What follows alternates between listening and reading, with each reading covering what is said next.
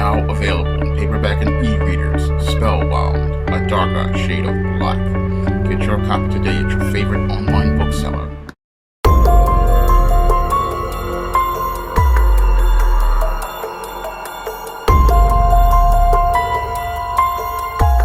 One student was killed and another was injured in a shooting that took place at Antioch High School in Nashville, Tennessee.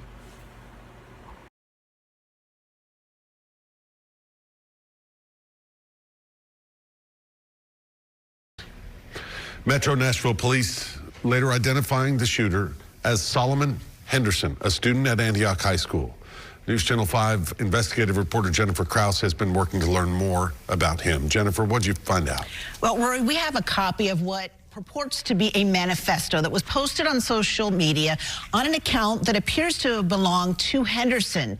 This was posted shortly before the shootings, along with several photos which match the crime scene photos that we have seen. What is in here is extremely disturbing and chilling. It's horrifying. As you can see, it's thick. It's 51 pages long, filled with text as well as pictures. It starts with the title, "The West Has Fallen, Billions Must Die." He says, "This book is dedicated to killing everyone I hate. Death to all unworthy men, traitors, and infiltrators." It appears that he was radicalized. He is heavily anti-Semitic in here. Says death to Israel, blames Jews for so many things, that they are, quote, poisoning our culture and rap, that violence against Jews should happen, retaliation and retribution for what they have stolen is legitimate and a good thing, he writes.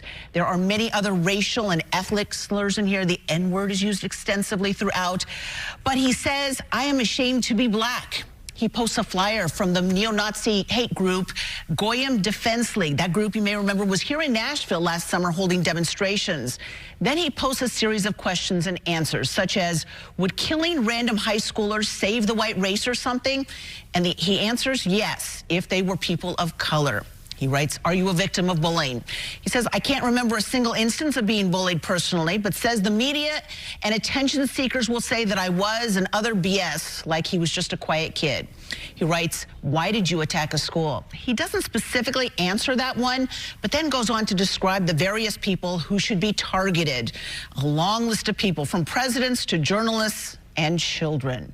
Among the people who he says radicalized him, he cites Candace Owens and Nick Fuentes, a hard-right anti-Semitic pundit who you may remember was here in Nashville again for those neo-Nazi attacks.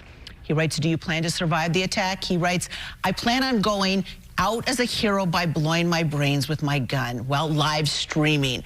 And this is particularly disturbing because we saw video posted this morning on this same X account purportedly belonging to him that shows video labeled as a test. He includes a map of the school. Under the heading, "My Gear, Weapons, and Clothing," there's a photo of the gun and cartridges that match the photos of the gun that were also posted on that same account shortly before the shootings. There's a photo of a lock-picking kit. He also pays tribute to people he modeled his attack after and lists half a dozen people who committed mass murders. And finally, he closes with what he calls final remarks. What's interesting is that these are dated November 18th of 2024, meaning he'd been thinking about this for a while. And he writes, "I was so miserable, I wanted to kill myself. I just couldn't take any more." He includes a list of various social media accounts that he says were his. Many have now been suspended. At least one we found included a link to instructions on how to carry out a mass killing. Again, this appears to be his, but nothing specifically on any of the social media accounts or this says Solomon Henderson. Perhaps, though, because he includes a warning in here, Rory, that includes the words that say feds are cracking down. So never post your face, where you live, never post, and I mean any personal information about yourself whatsoever. I have, Carrie, reached out to Metro Police to ask them if they can confirm, acknowledge, or any comment to this, and I am waiting to hear back. Now, in this alleged incident that took place at Antioch High School, 17-year-old Solomon Henderson went to retrieve a gun that he had stashed inside one of the bathrooms of the school after he got off the bus he came to school on. And after getting that gun out of the bathroom where he stashed it, he then went into the cafeteria and allegedly confronted Jocelyn Correa Escalante, a 16-year-old girl who did not know him at all, and allegedly, after having an argument with Jocelyn Correa Escalante, wound up shooting and killing her and wounding another student before he wound up taking his own life. And in the aftermath of the shooting that took place at Antioch High School, police found a manifesto presented online that was over 300 pages, and this whole manifesto that's allegedly written by Solomon Henderson paints a picture of a very disturbed young man, who was basically indoctrinated into ideas regarding white supremacy to the point where he started to hate himself as a black person.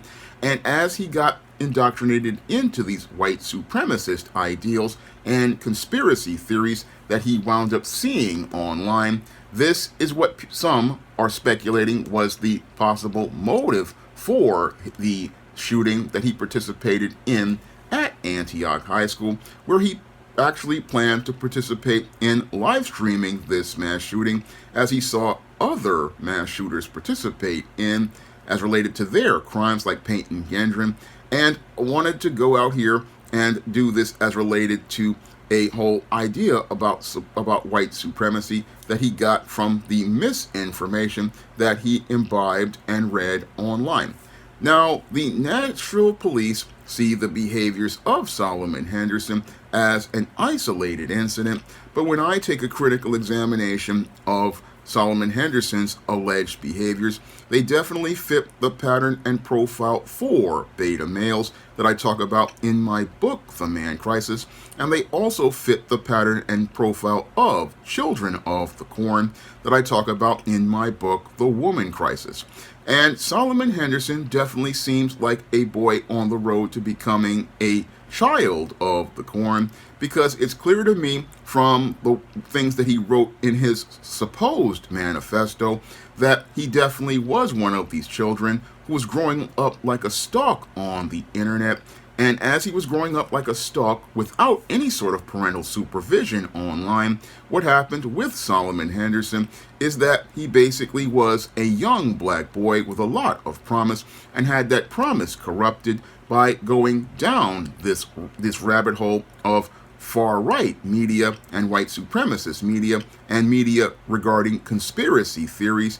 And as he went down that road of far-right media, for conspiracy theories, and white supremacist media, this young black boy learned how to hate himself.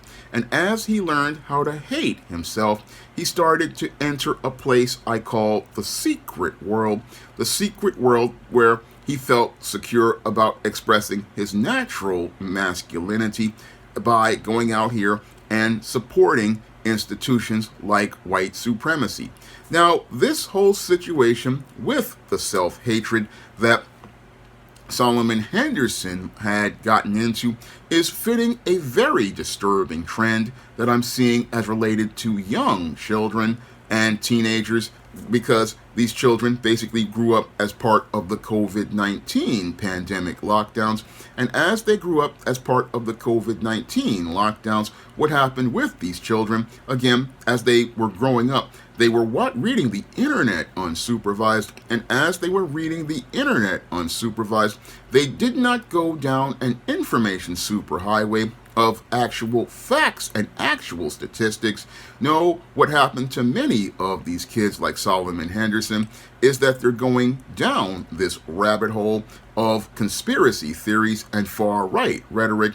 And what's really sad here is that there's no parent there to go out here and vet this misinformation that they're seeing online. And as a result of there being no parent to vet this information, or as I call it, misinformation that they're seeing online, what's happening to a lot of these children is that they're basically starting to get programmed with these ideas in their head. And as they get programmed with these ideas in their heads, they're believing that this is a justification and a reason to go out here and participate in all sorts of violence, and that can be seen by the trend of shooters that are just getting younger and younger, younger and younger, because their parents are too busy working to go out here and sit down with their kids and talk to them about the internet and all of the misinformation that is online on websites like Breitbart and sites like 4chan. Again, a lot of these websites that are far right and white supremacist, basically they look like regular websites, but those websites are filled with misinformation that prevents the opinions of white supremacists and other conspiracy theories and extremists as actual information. And if you don't have any discernment, you will think that these sites that look like news sites are actual news, when in actuality, in a lot of cases, they are anti-black propaganda, or they go out here and present conspiracy theories to people as related to their opinions regarding a subject. And a lot of kids, again, can't tell the difference between these two types of websites because they're young and they don't really understand how media works. And this is how kids can start getting down a rabbit hole as related to these types of misinformation. And this misinformation, combined with a lot of these young children seeing a lot of these mass shooters get major news coverage, can lead to a lot of children who feel like they have no sort of purpose or direction whatsoever to be motivated to participate in a mass shooting, and participate in a mass shooting because these people get a lot of attention in the media with every news cycle. And as they get that attention, a lot of young kids now are looking at these individuals and the media coverage they're receiving. They're looking at the media coverage they're receiving and believing that it's better to go out in infamy than go out here and put in the work to be famous. And what's really sad here about Solomon Henderson is that as a 17-year-old, he had a lot of promise. I mean, here was a kid who was at the top of his class, a part of the ROTC, and possibly could have gone on to have a career in the military, but he could not see his own value or self-worth because of the low self-esteem that he had. And because of the low self-esteem that he had, what he did was go out here and look up to white supremacists. It showed his deep self-hatred, looked to go out here and look up to mass shooters because he didn't look to aspire for anything positive. And he looked to go out here and look to make plans, according to reports, to participate in this mass shooting for a variety of reasons that make me really question how the impact of the internet had on his mental health. Because after reading parts of what people purport to be his manifesto, I have to wonder if this young man basically was living in the real world as he was seething in anger as he was living a double life as a model student. And this model student basically was simmering and boiling in anger regarding a lot of social and political topics that he just did not understand how to process as related to the misinformation that he was reading. This young man basically sat there reading a whole lot of misinformation, getting angry about a lot of misinformation that was presented by white supremacists, presented by people who were anti-Semitic, and people who were out here, again, presenting conspiracy theories regarding the government, and talked about how he was inspired by people like Candace Owens and people like Nick Fuentes, again, a far right activist and Nick Fuentes, who is a white supremacist, again, showing me that this young man did not really have any sort of emotional security as related to his racial identity as a black person. And as he didn't have any sort of emotional security as related to his black identity, this is where he wanted to enter the secret world as related to things, because in the secret world he felt he could express his natural masculinity as related to supporting white supremacy. Look to go out here and look to support white supremacy as related to his whole identity. And again, as he was doing this, he put up a picture of another mass shooter at the Covenant School as related to that mass shooting. And the whole thing is that all of his motives, I believe, are tied to this self-hatred that this young man had, and basically had a link to instructions on how to participate in mass shootings, which is a part of a disturbing trend which I'm seeing with people under the age of 18, that they believe that this is something that they can do as an accomplishment. And again, as he was there, he was showing me the dangers of the internet that's on with children who are unsupervised. I mean, what happened here is what I'm believing is part of a trend that happened with the COVID-19 pandemic lockdowns, where a lot of children basically were in front of computers all day. And as they were in front of computers all day, they weren't doing classwork. What they were doing was going down the rabbit holes of the internet. And as they were going down the rabbit hole of the internet, they were reading about all of this misinformation on these far-right white supremacist and conspiracy theory websites, and that's basically adding fuel to the fire to a lot of these young children, adding fuel to the fire of a lot of these young children, and leading to them to grow up like a wild stalk that has not been given the scaffolding and structure of a classroom, the scaffolding and structure of a family, the scaffolding and structure where a child can get actual information and start to understand from their parents the values from the information as related to being able to navigate life and understand the difference between actual information and misinformation. And again, these misinformed kids are basically out here. They imbibe a lot of this white supremacist media, and they take it in and take it for actual fact. But what's troubling here is that you've got a young black boy taking in this misinformation, and taking it in and believing it to be true. And what's sad here is the parents didn't take a minute to sit down and talk to their son and say, look, the stuff that you're reading is garbage. This is not actual news. This is not actual facts. These people who are writing this stuff that is anti-Semitic, this stuff that's white supremacist, these people are anti-black, and many of these same people who are writing this rhetoric are talking about you and talking about hating someone like you. That's what this young man needed to hear as related to the truth, because there's no truth on a lot of these internet websites, and this is something I learned way back from studying the standard media from over 25 years ago. When it comes to a lot of the things that you see and read online, you have to take them with a grain of salt.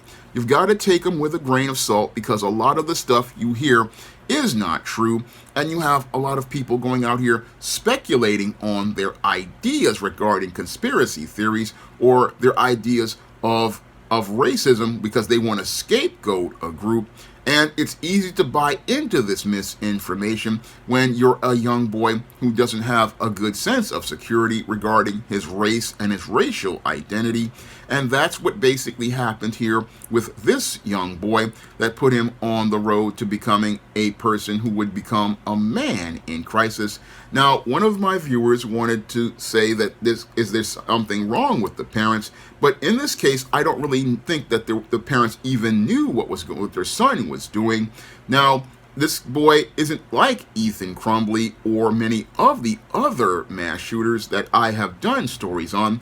Now, in the case of Ethan Crumbley basically had his parents encourage him to participate in a mass shooting, and that's why those parents basically were sent to prison and punished for the murder that their son participated in.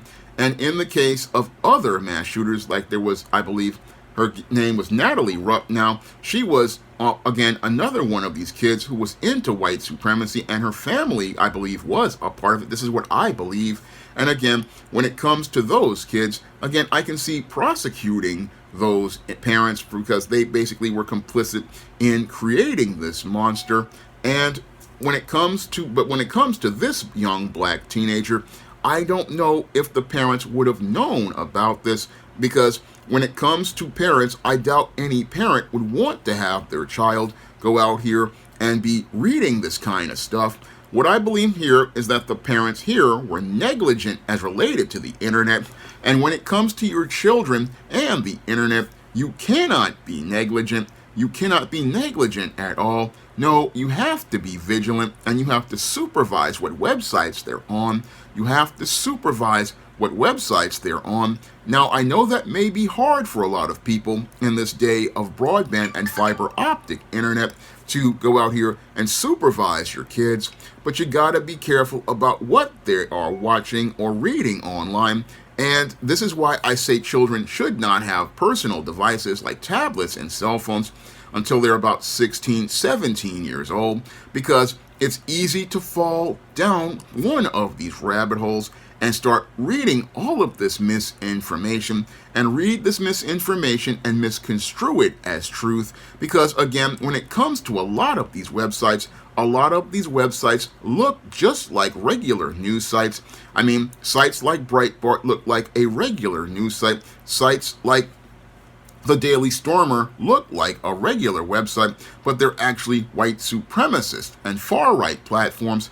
And when it comes to message boards, a lot of message boards like 4chan and Reddit have a lot of white supremacists on them and extremists on them, going out here purporting conspiracy theories as actual truth, when all this is speculation made by people that really is not based on actual information, but on rumors and gossip. And this rumors and gossip turn into misinformation that can misinform and miseducate a young child to believe things that are true that are not true. And in the case of a growing number of kids, they're going out here listening to this misinformation, and this misinformation is turning a lot of kids who came out of the COVID-19 lockdowns into children of the corn who are growing up like stalks. And as they grow up like stalks, their head is wired to participate in violence,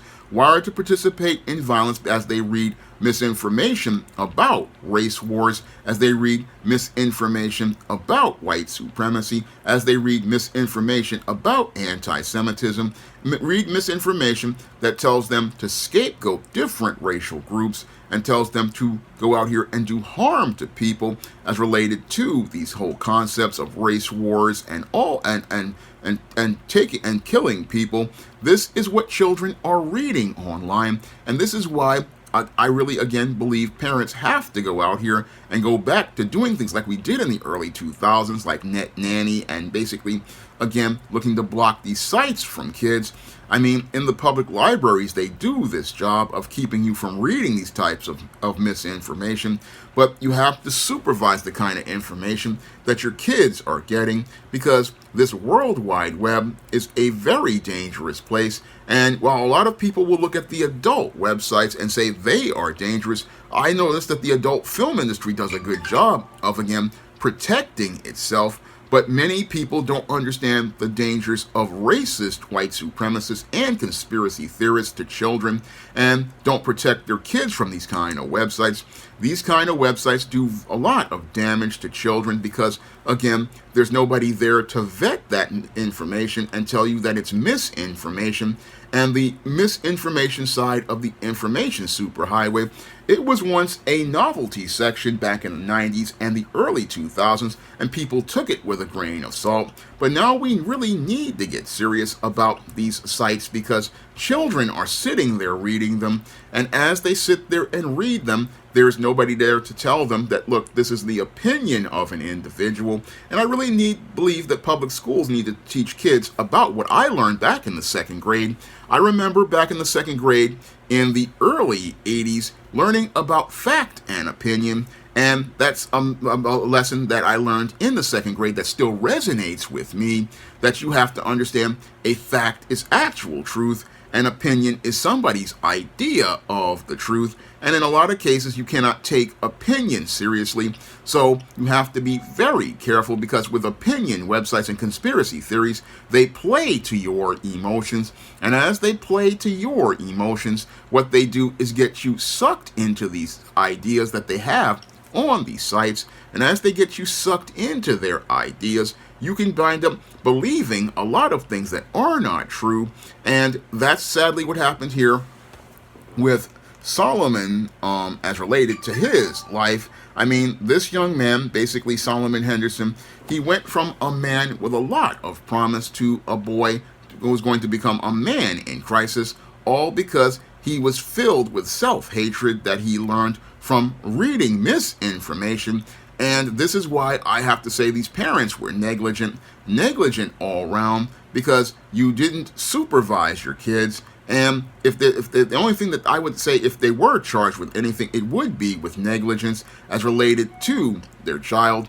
And negligence because, again, you did not take the time to care about what your child was reading online. And you really need to take the time to take a minute to look at what your kids are reading online. It's as easy as Command Y on Google Chrome or the Brave browser. I mean, look at the history of materials that your child is looking at, and look at the history of material as related to the sites that your child is looking at, because this is how you can prevent a mass shooting. Because if your kids are reading about these mass shooters and looking up to them, or reading about these conspiracy theories and believing them to be true, what can happen is your child could be on the road to becoming a child of the corn who makes a crisis at a school, because they believe that this is a positive way to get attention when it's not a good way to get attention at all.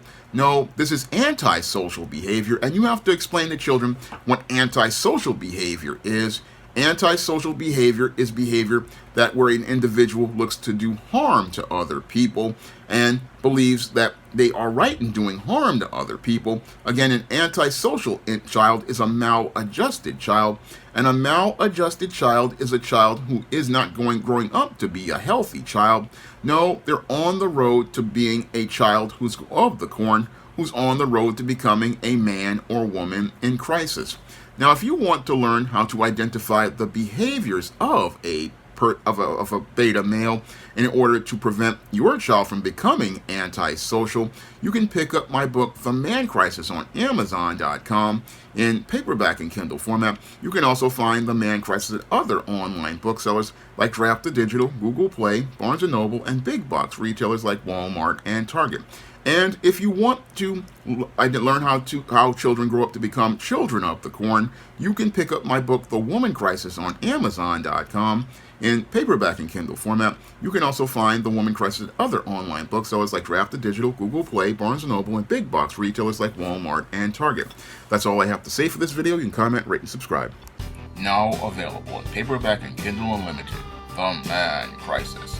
Learn why so many men are struggling to find their way in an increasingly gynocentric world in The Man Crisis. Get your copy of The Man Crisis in paperback and Kindle Unlimited today. Support Black-owned and Black-operated digital broadcast media. www.niceradionetwork.com. Nice Radio Network, broadcasting 24 hours a day, 7 days a week.